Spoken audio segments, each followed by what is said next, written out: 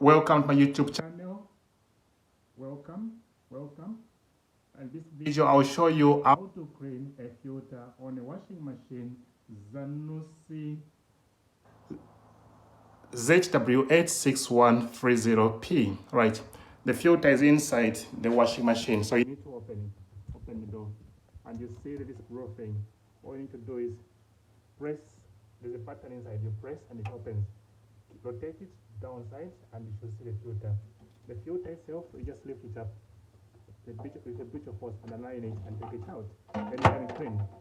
After you're taking the filter, you need to clean it.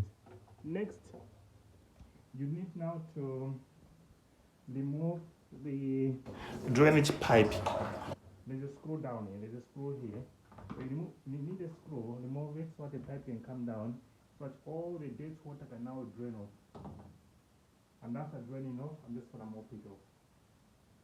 After that, clean everything and put the filter back as well. That's it. If you like my video, please like it. Make sure you use the gloves. It's very smelly. Thank you. Bye.